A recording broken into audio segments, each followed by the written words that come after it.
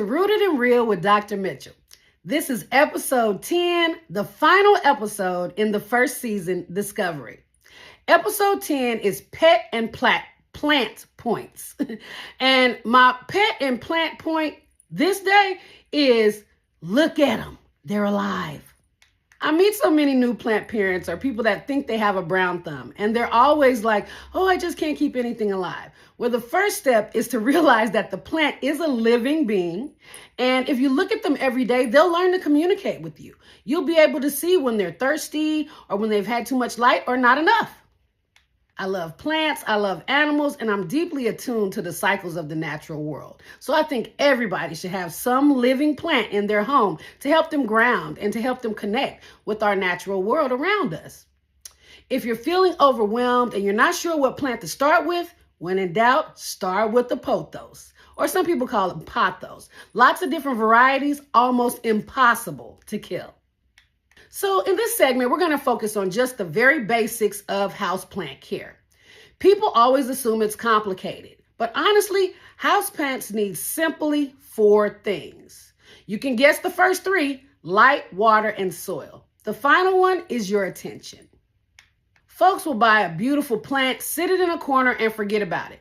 Or they drown it, starve it, or just treat it incorrectly and wonder what went wrong.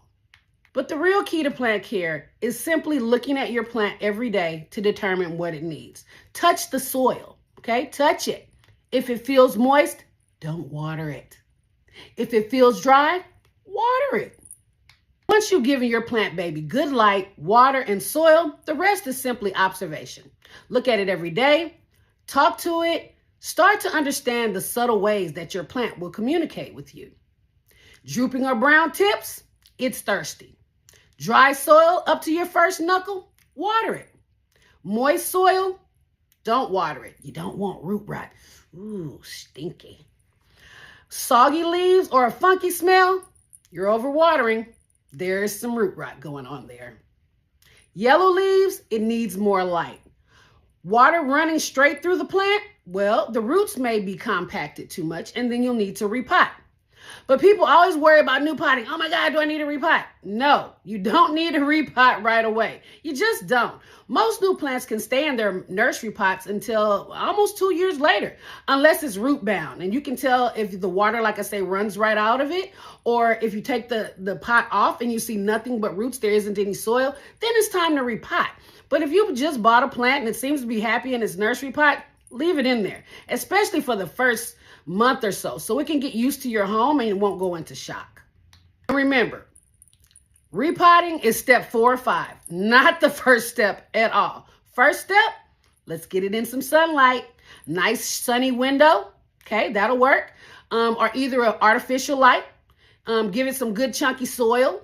You don't have to be too creative. I mean, I just use Miracle-Gro soil, and I might throw a little perlite in there, okay, to make it drain well. But I don't get too deep in the soil. Now, once you get really good at plant care, then maybe you want to do that. Check that soil to see if it needs to be watered with your finger. If you push it in up to your knuckle and you can feel moisture, it doesn't need any water. If you push it into your knuckle and it's dry, then it needs some water. Once you master those basics, you can use an all-purpose fertilizer. Follow the directions that are on the bag. A lot of people kill their plants by over-fertilizing or wonder why it's not working because they're under-fertilizing. Just follow the directions on the bag, okay? I promise you, it'll save you a lot of heartache. And just to wrap up, remember, your plant is alive. It needs the same core things that you need: light, water, a comfortable home, and love and attention, okay? So even if you just give it 10 seconds a day, soon you'll have more than one plant on your home shelf because you have become a great plant mom and you'll know how to talk their language. So my discussion question of the day isn't actually a question. I just want you to give us a plant tip, something that you've learned and as a plant mama or a papa, and tell us what we can do to keep our babies alive. Rooted in history, empowered by my ancestors, and always keeping it real, this is Dr. Mitchell. And I just want to thank you for taking this opportunity to ride with me on the Rooted and Real train as I go through the next season. The next season will be in in the spring, and I'll drop 10 episodes there. In between, I may do some little small shorts just to keep you guys entertained, but I will definitely continue to post about my life and my job and my kids and family, and hopefully we'll become great friends, at least internet homies.